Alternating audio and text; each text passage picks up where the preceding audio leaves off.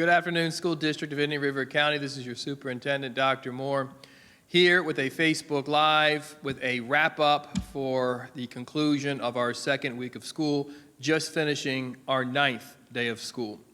And want to begin with acknowledging and praising all of our teachers, our principals, our parents, the community in total as it relates to our efforts and understanding as we come back to school in what is truly the most complex and difficult time that we know in public education.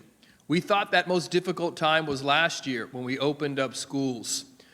We opened up schools with 3 different models as a result of the pandemic. We provided opportunities for our families to make decisions based on their level of comfort. Because there was no vaccine, there was a lot of unknowns and a lot of flexibility provided to us through the state. A lot of that flexibility is no longer available to us to offer to our community, but there are opportunities for us in the midst of this complex time to stay connected, to stay engaged, keep our communication open as we navigate what is a very, very hard, divided time, not only here in Indian River County, but across the state and ultimately the nation. And I'll say it again, our goal here in the School District of Indian River County is to set the example. Understanding with differences, we are still Indian River County. We are one people connected and want to make the decisions that are in the absolute best interests of our children. And as a public school system, we're dedicated to providing an environment where all children feel safe, they feel comfortable, they feel embraced, so they can focus in to the quality instruction that is being provided by our instructors. So prior to the opening of school, I had a Facebook Live, and we made the decision to allow parents to opt out of our recommendation, the high recommendation of wearing a face covering. And during that Facebook Live, I made the commitment to come back on at the conclusion of the second week to provide an update as to where we are, what the reality is as we move into the upcoming week. So that is what we're going to do today. And I would encourage you always to refer back to our dashboard you'll see on the screen now. This is our dashboard that remains current. It updates automatically every morning at 5:31. This is our homepage, and you can click on I want to view the SDIRC COVID dashboard. And here's an in-depth look as to what you will see on our dashboard. We are recording the number of cases for students, staff, as well as total number of quarantines, and we'll talk about quarantines in a minute.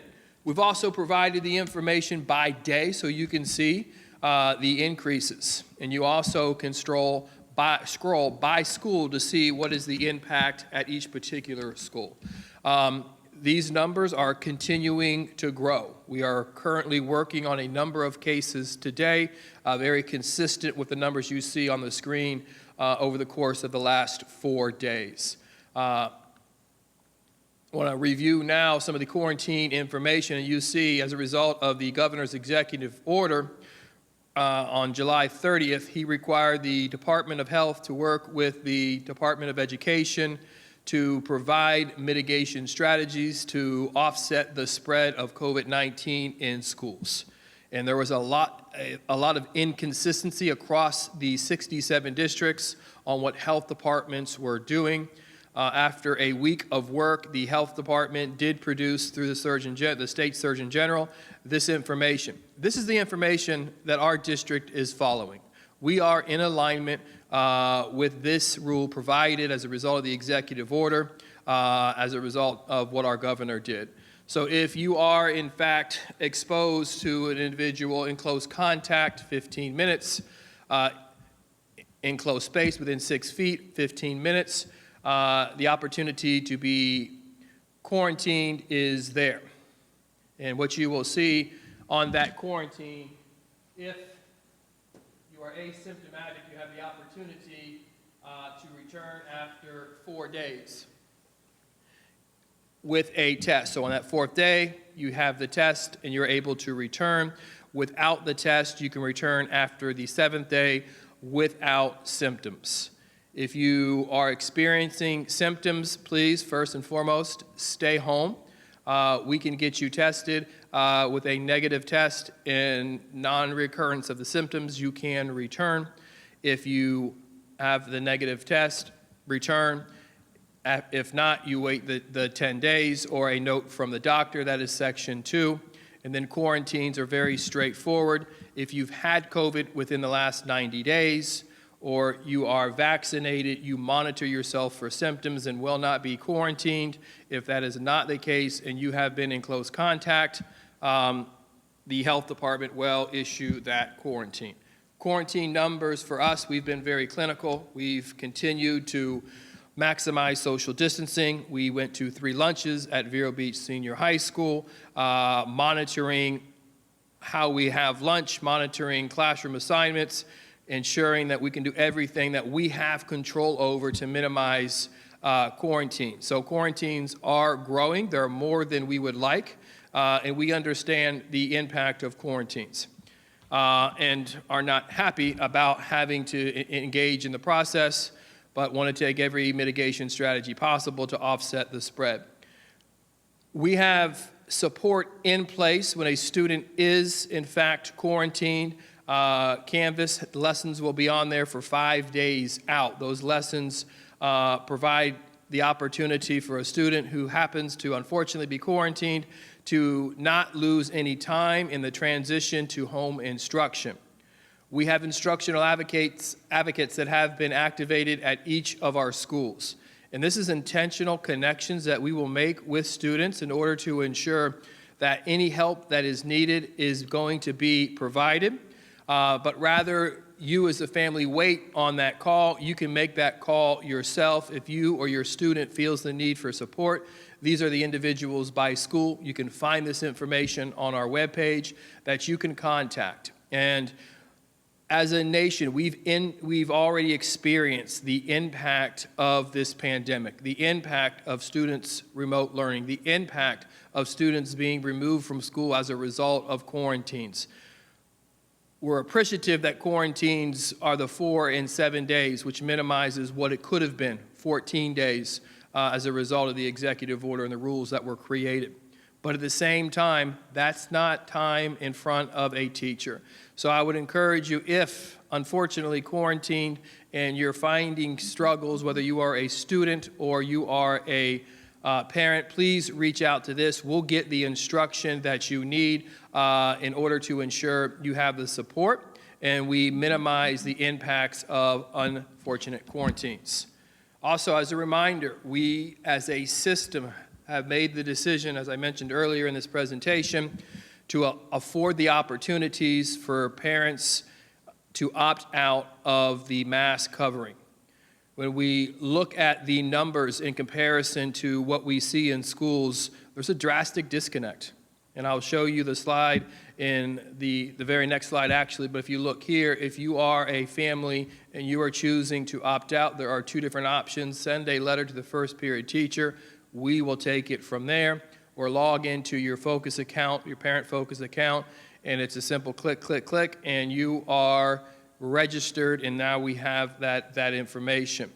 You can see, as I was just mentioning, about 20% of our students have opted out. Now that number is a little bit larger because we still have a number of students who haven't returned yet, so it's probably 24, 25%.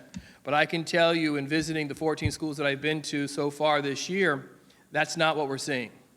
That's not what we're seeing. So if you could please engage in that conversation with your children, we would greatly appreciate it. The situation in which we're currently under is not easy. It is difficult. It is complex. It is very serious. We need to continue to evaluate where we are as a county.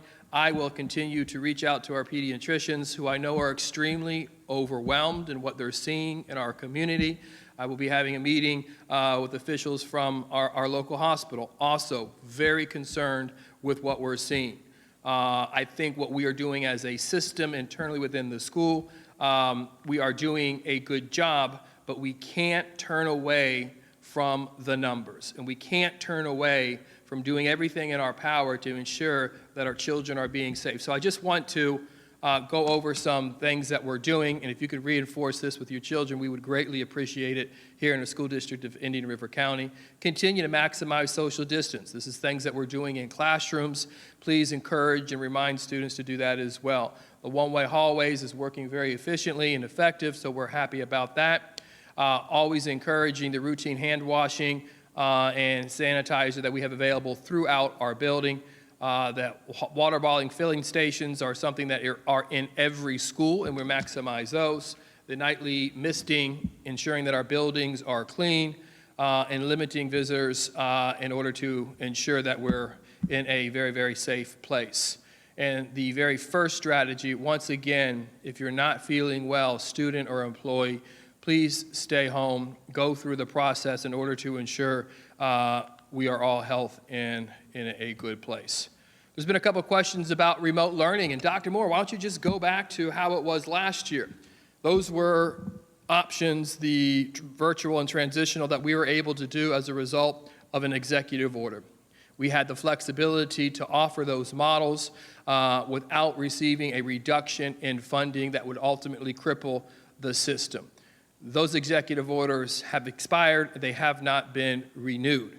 One of the things that we took control over is Indian River Virtual, our own virtual school that we've had.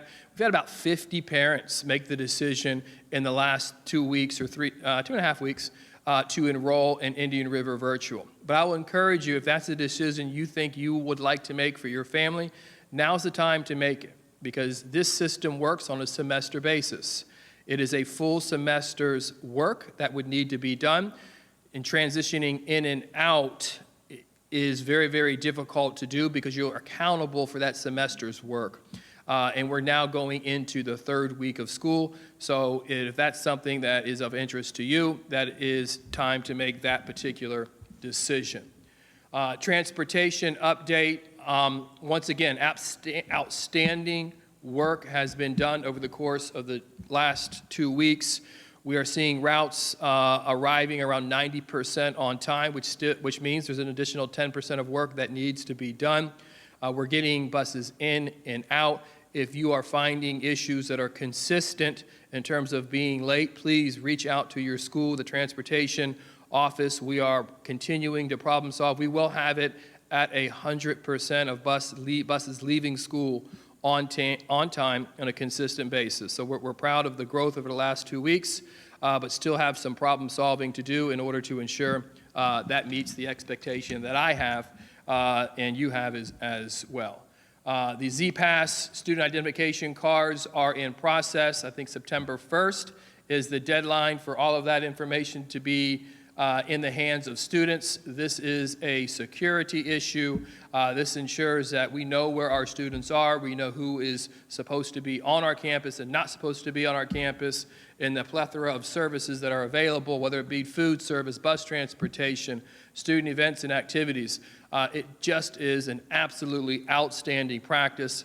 Have to acknowledge the students that I've seen. Yesterday I was at Storm Grove Middle School watching students just tap and get on the bus, not slowing anything down, just adjusting to that process, and we thank them so much for that. Continue to follow us on social media. We want to keep our county informed, constantly visit our webpage. We're not out of the woods by any means. We are hoping to see a decline in cases in the community. That's what we've been hoping for. The reality is that does not seem likely. So I will, as your superintendent, continue to evaluate the reality in order to ensure that this board remains informed, has the information available, and I will make recommendations that I think are in the best interest of us as a community to ensure we all have access to a school system that we can be proud of, and access to world-class educators who are willing to go above and beyond, and they truly have gone above and beyond over the last several weeks. So more information coming available, meetings to be had, great deal of reflection and prayer as we move forward in a very, very complex, difficult time. And as we end, I would just encourage you to share some gratitude over the course of the last 2 weeks. Your teachers are absolute rock stars. They are going above and beyond to provide quality instruction to your children. They are going above and beyond to ensure they feel safe and comfortable in these very complex, difficult times. Your administrators are going 100 miles an hour in order to ensure children feel safe, feel comfortable, embraced, and part of the school community. Your bus drivers are modifying their routes and problem solving and rearranging because of traffic and construction in order to ensure that your children get to school on a daily basis. You as parents have continued to encourage your children to come to school. Going to school minus a pandemic is not easy. It is nerve-wracking. So show the gratitude. We are so appreciative to have the opportunity to be in service of you, to provide quality education to your children, to ensure they have every opportunity to max their full potential. So with that, have a great weekend.